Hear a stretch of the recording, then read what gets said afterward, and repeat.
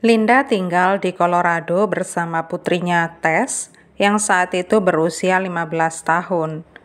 Pacar Tess yang berusia 17 tahun, Brian, juga tinggal bersama mereka untuk sementara waktu. Hubungan antara Tess dan Linda kurang baik. Linda diketahui sering minum, bahkan dijuluki pecandu alkohol. Linda mengatakan kalau sumber kebiasaan minumnya adalah karena stres melihat sikap Tess. Sebenarnya, Linda tidak merestui hubungan Tess dan Brian, tetapi dia membiarkan saja saat Brian pindah bersama mereka dengan harapan hal itu bisa mengubah sikap pemberontak putrinya. Brian dan Tess bertemu di sebuah pesta Halloween pada 2006. Mereka mulai berkencan dan sangat tergila-gila satu sama lain.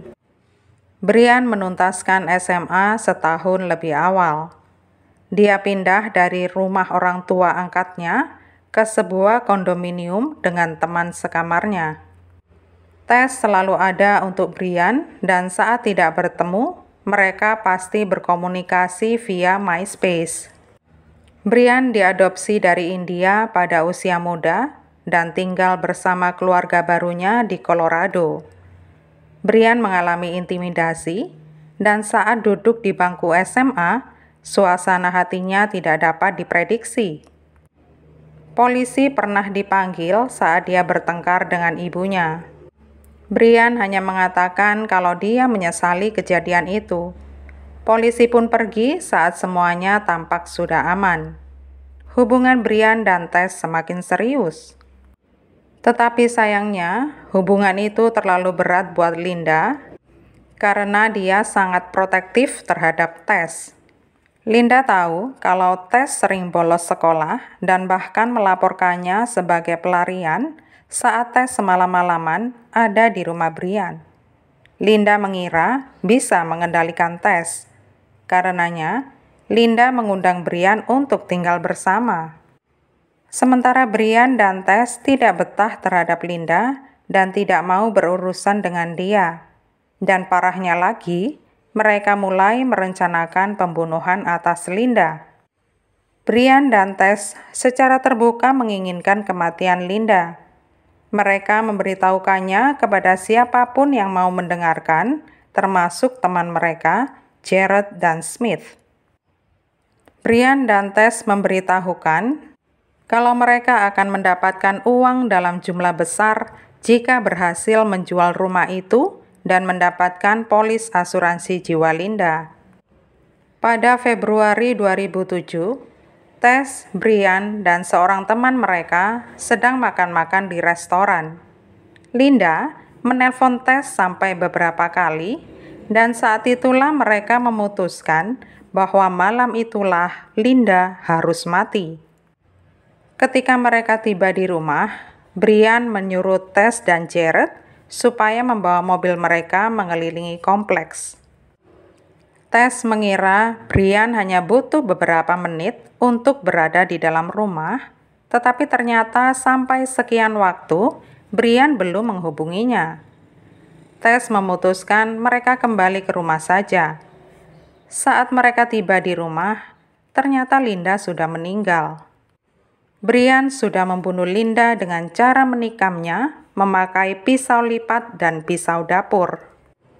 Ketiganya kemudian mulai khawatir tentang apa yang akan mereka lakukan atas mayat Linda. Mereka akhirnya memutuskan untuk memasukkan tubuh Linda ke dalam bagasi, kemudian sibuk menonton film dan mabuk. Selama beberapa hari berikutnya, para remaja pembunuh ini kembali membahas cara mengurusi mayat Linda. Brian memutuskan untuk menelpon Jared supaya membantunya. Brian dan Jared membawa Linda ke tempat pembuangan sampah setempat, tetapi mobilnya terjebak di lumpur, jadi mereka membatalkan rencana itu. Mereka kembali membahas bagaimana lagi caranya, dan akhirnya memutuskan untuk membawa jenazah Linda ke pemakaman setempat. Saat itu di Colorado sedang musim dingin bulan Februari, jadi tanahnya membeku. Mereka hanya mampu menggali kuburan yang dangkal. Mereka sempat meninggalkan jenazahnya di sana, tetapi segera kembali untuk mengambilnya. Jenazah Linda akhirnya dibiarkan begitu saja di bagasi mobil. Tess dan Brian mengadakan pesta di rumahnya, tentunya dengan menggunakan kartu debit Linda. Mereka berdua juga sering bertengkar dan takut membayangkan apa yang akan menimpa mereka. Beberapa minggu berlalu setelah pembunuhan itu, dan orang-orang yang mengenal Linda mulai curiga tentang keberadaan Linda. Teman-teman Tess dan Linda pun mulai ada yang bertanya di mana Mama Tess. Tess hanya menjawab mungkin mamanya sedang sibuk mabuk-mabuk di suatu tempat. Ayah Brian juga beberapa kali berkunjung ke sana. Tess hanya mengatakan kepadanya bahwa Linda pasti akan pulang nanti. Rasa bersalah pun akhirnya menghantui mereka. Dan akhirnya karena sudah tidak tahan lagi, mereka mengakuinya kepada teman dekat mereka. Di blog miliknya, Brian juga menuliskan, "Aku sudah melakukan sesuatu yang tidak seharusnya kulakukan dengan kedua tanganku ini."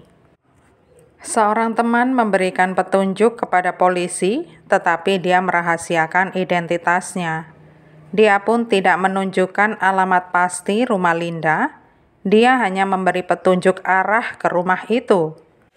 Polisi tidak memiliki surat perintah penggeledahan di garasi rumah tersebut.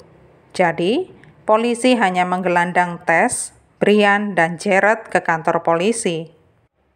Di kantor polisi, Tess mengatakan bahwa dia sudah berminggu-minggu belum bertemu mamanya. Sementara Brian berkata lain. Brian mengatakan kalau dia akan mengakui segalanya kalau polisi mengizinkannya bertemu Tess.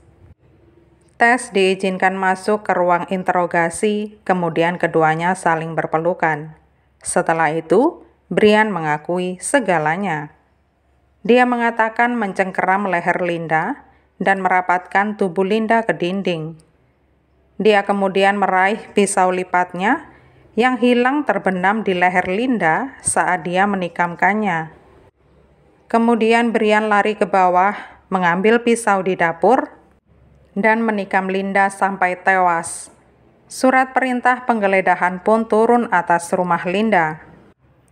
Pada 28 Februari 2007, jenazah Linda yang sudah membusuk ditemukan di bagasi mobilnya. Otopsi Linda menunjukkan kalau dia menderita luka tusuk 18 kali, sekalipun Brian mengatakan menikamnya hanya 4 kali. Brian dan Tess ditangkap karena pembunuhan. Tess memberitahu polisi kalau Jared juga terlibat. Brian didakwa dengan pembunuhan tingkat pertama dan konspirasi. Dia akhirnya mengaku bersalah atas pembunuhan tingkat 2 dan dijatuhi hukuman 40 tahun penjara. Dia baru akan memenuhi pembebasan bersyarat pada tahun 2036. Tess mengaku bersalah sebagai remaja dengan melakukan pembunuhan tingkat 2. Dia dijatuhi hukuman 5 tahun sesuai aturan remaja dalam negara bagian dan 18 tahun penjara negara bagian. Jared setuju untuk bersaksi melawan pasangan itu. Dia mengaku bersalah atas kejahatan perusakan karena membantu membuang jenazah. Dia dijatuhi hukuman 6 bulan pembebasan kerja, 6 bulan dalam pengawasan elektronik, dan 3 tahun masa percobaan. Sementara Smith dijatuhi hukuman 2 tahun penjara remaja dan 6 bulan pembebasan bersyarat. Dia telah membantu Brian memasukkan tubuh Linda ke bagasi mobilnya.